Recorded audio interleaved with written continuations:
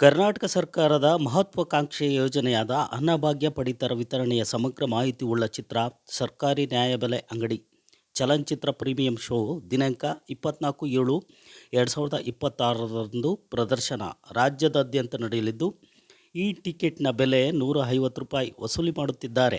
ಈ ಟಿಕೆಟ್ನಲ್ಲಿ ದರ ಮುದ್ರಣಗೊಂಡಿಲ್ಲ, ಷರತ್ತುಗಳೂ ಇಲ್ಲ.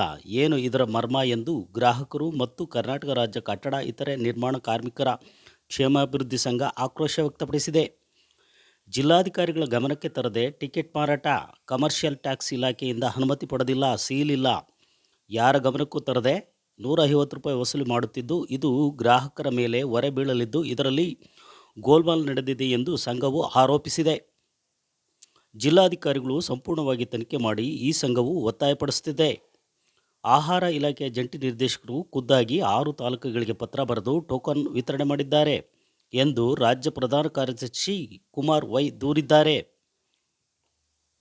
ಜಿಲ್ಲಾಧಿಕಾರಿಗಳ ಗಮನಕ್ಕೆ ತರದೆ ಟೋಕನ್ ವಿತರಣೆ ಹಾಗೂ ಟಿಕೆಟ್ ಬೆಲೆ ₹150 ವಸೂಲಿ ಮಾಡುವ ಇದಕ್ಕೆ ಕುಮ್ಮಕ್ಕು ಕೊಟ್ಟಿರುವ ಪತ್ರ ಬರೆದಿರುವ ಆಹಾರ ಜಂಟಿ ನಿರ್ದೇಶಕರು ಕರ್ತವ್ಯ ಲೋಪ ಕಂಡುಬಂದಿದ್ದು, ಜಿಲ್ಲಾಧಿಕಾರಿಗಳು ತನಿಖೆ ಮಾಡಿ ಗ್ರಾಹಕರ ಹಿತರಕ್ಷಣೆ ಕಾಪಾಡಿ ಎಂದು ಕರ್ನಾಟಕ ರಾಜ್ಯ ಕಟ್ಟಡ ಕಾರ್ಮಿಕರ ಇತರೆ ನಿರ್ಮಾಣ ಕಾರ್ಮಿಕರ ಕ್ಷೇಮಾಭಿವೃದ್ಧಿ ಸಂಘದ ಪದಾಧಿಕಾರಿಗಳಾದ ಗೌರವಾಧ್ಯಕ್ಷರಾದ ರಾಜಣ್ಣ, ರಾಜ್ಯ ಪ್ರಧಾನ ಕಾರ್ಯದರ್ಶಿಗಳಾದ ವೈ ಕುಮಾರ್, ಸಹ ಕಾರ್ಯದರ್ಶಿ ತಿಮ್ಮಯ್ಯ ಇತರರು ಜಿಲ್ಲಾಧಿಕಾರಿಗೆ ಮನವಿ ಸಲ್ಲಿಸಿ ತನಿಖೆ ಮಾಡಿ ಎಂದು ಒತ್ತಾಯಪಡಿಸಿದ್ದಾರೆ.